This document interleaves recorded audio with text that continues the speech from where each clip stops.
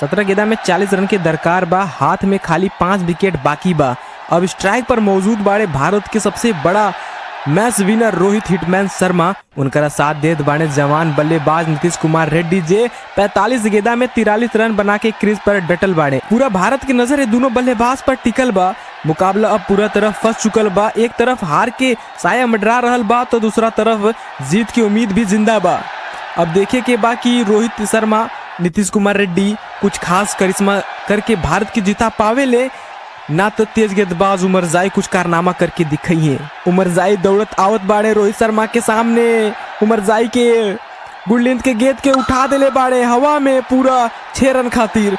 बाकी हाई कुल गेंदा इनकरा सामने डल बा तो ऐसने प्रहार करे ले गेंदबाज की हालत खराब हो जाला, मार मार के पानी निकाल देले। पूरा स्टेडियम में बैठल भारतीय दर्शक खुशी से झूम उठल बाड़े। बाकी ठहर जाई, अभी काम पूरा ना भइल बा। अब 16 गेंदा में 34 रन के दरकार बा। पिछला गेंदा पे छक्का खा के उमरजाई एकदम बौरा गइल बाड़े। अब देखे के बा कि उमरजाई वापसी करिए कि रोहित हिटमैन शर्मा फिर से अपना बल्ला से तूफान दिखावे ले। अगला गेंदा लेके चलने उमरजाई एक बेरी फिर से ऑफ स्टंप के बाहर बाउंसर, लेकिन ई का बल्ला से कोसों दूर निकल गई। विकेट कीपर गुरबाज के हाथे में।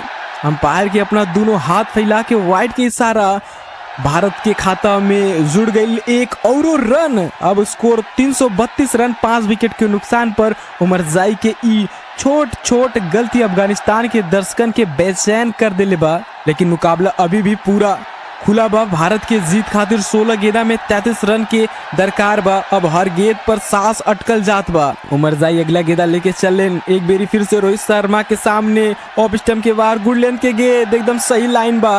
यही पे रोहित भैया फंसे ले। भारत खातिर ई डॉट गेंदा थोड़ा और दबाव बढ़ा देले बा।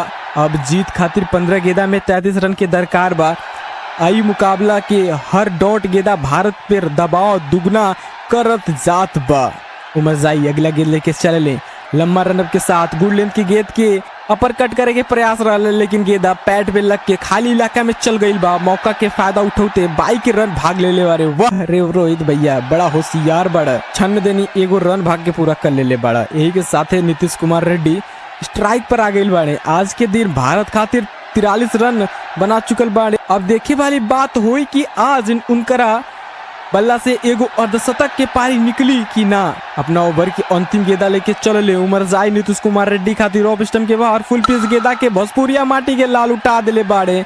गेंद हवा में नीचे फील्डर बाड़े, लेकिन टुकुर टुकुर देखत रह जाई। गेंदा सीधा सीमा रेखा के पार निकल गई बा पूरा 6 रन खातिर। ई बाउंड्री से नीतीश कुमार रेड्डी अपना अर्धशतक के एकदम करीब पहुंच गई बाड़े। अब 13 गेंदा में 26 रन के दरकार बा। ये जोरदार प्रहार रहा। अफगानिस्तान के कप्तान शहीदी एकदम बौखला गई बाड़े शॉट देख के। देखे के होई कि 48वां निर्णायक ओवर केकरा के देले। हालांकि ये देखिए निगलान खरोटी के हाथे में गेंदा थमा देले बाड़े। स्ट्राइक पे बाड़े रोहित भैया। चली जी अगला गेंद लेके आवत बाड़े ऑफ स्टंप के बाहर फुल पिच गेंदा के हल्का हाथे से धक्का देले। गेंद चल गई बा गली के इलाका में। तब तक दोनों बल्लेबाज तेजी से 1 रन पूरा कर ले बाड़े। विकेट कीपर के हाथे से थ्रो आइल बा, लेकिन सीधा स्टंप पे ना लगिल बा। बाप रे बाप, अगर ये गेंद स्टंप पे लग जात तो काम तमाम हो जाता है। किस्मत भारत के साथ बा, रेड्डी बच गई बाड़े।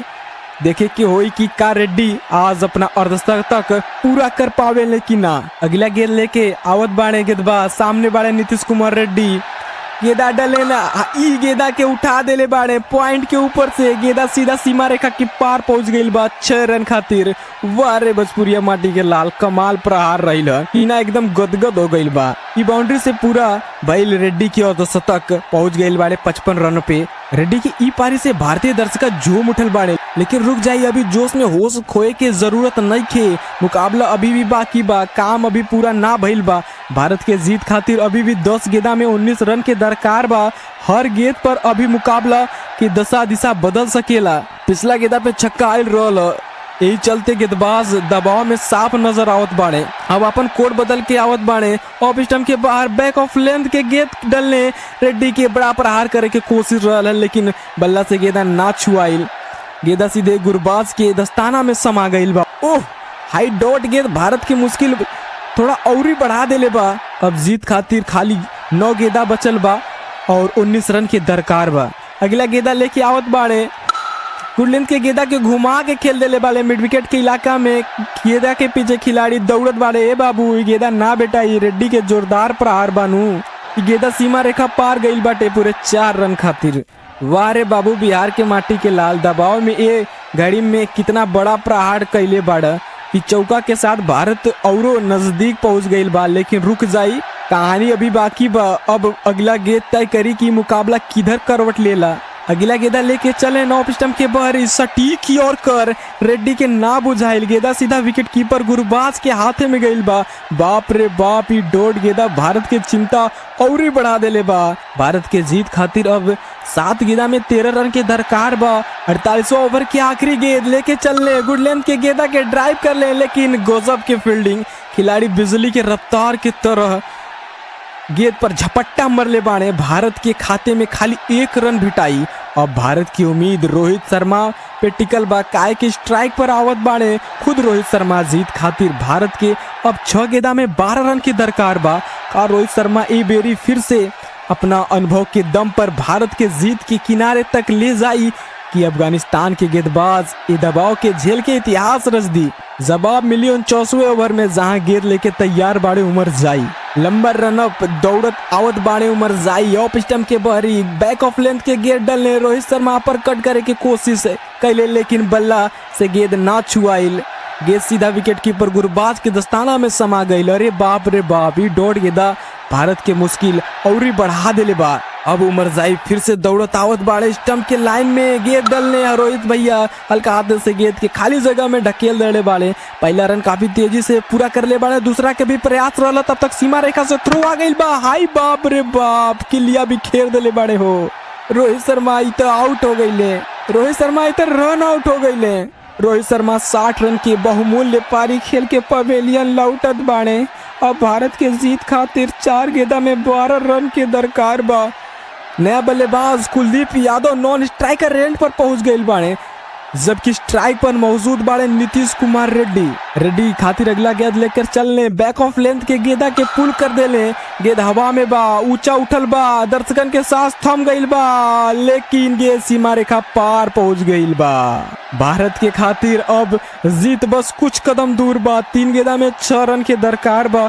ई बाउंड्री से दबाव अफगानिस्तान के ऊपर बढ़ गईल बा। उमर जाई अगला गेंद लेके चलने रेड्डी खातिर ऑफ स्टंप के बाहरी छोटा गेंद के उठा देले बाड़े पॉइंट के ऊपर से पूरा 6 रन खातिर। ई छक्का के साथ नीतीश कुमार रेड्डी भारत के जीत के नायक बन गईल बाड़े।